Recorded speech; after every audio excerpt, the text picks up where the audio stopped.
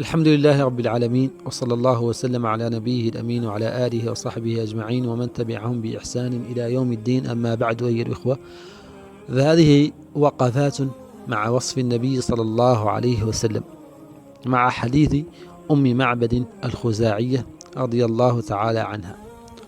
وهذه الحلقات إن شاء الله أو الوقفات ستكون بالحسانية، على أساس أن الحلقات اللي قد قدمنا في تعليق على قصيدة الأويج الفواح كانت بالفصحى، وهذه الوقفة الأولى ستكون عن أم معبد كتعريف بها، وعن قبيلتها، وعن علاقة النبي صلى الله عليه وسلم بهذه القبيلة.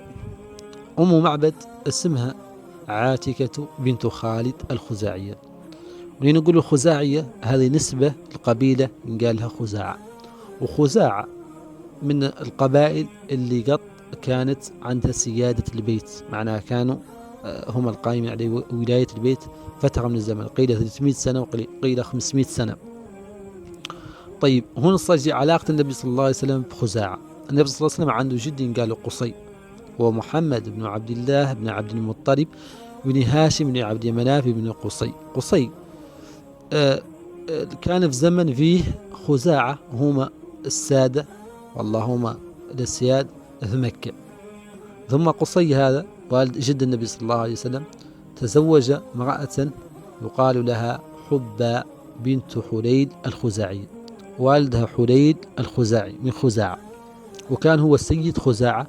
وخزاعة كي كانوا ذاك الوقت هم السادة في مكة، هم المسؤولين عن البيت وشؤون البيت والحجاج والأشياء ذي. يعني تزوج هو بهم، وأنجبت له حبة عبد مناف وخوته.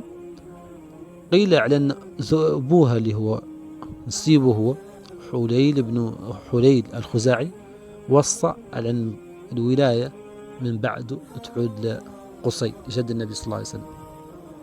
وقيل شما ذاكو نين وصى بها بعد نين فات مات حليل، جاء خزاعة وأباه عن ذاك، فقام حليل قام قصي قصدي واستعان بقومه على خزاعة فاقتتلوا، وبعد ذلك انتصر قصي على خزاعة وعاد السيادة له.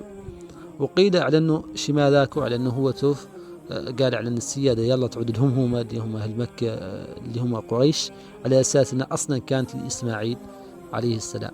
المهم على اللي مقصود من ذا كامل على أن السيادة في النهاية عادت لقصي وعاد هو السيد بلا منازع.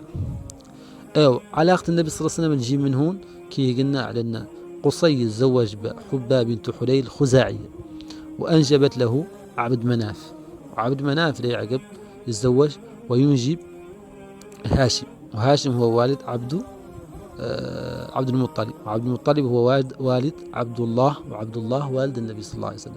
عليه عاد خزاعة أخوال النبي صلى الله عليه وسلم، لأن جد عبد مناف أم حباء بنت حليل اللي هي زوجة قصي. هذه الوقفة الأولى مع نسب عاتكة بنت خالد اللي هي أم معبد، وعلاقة النبي صلى الله عليه وسلم بهذه القبيلة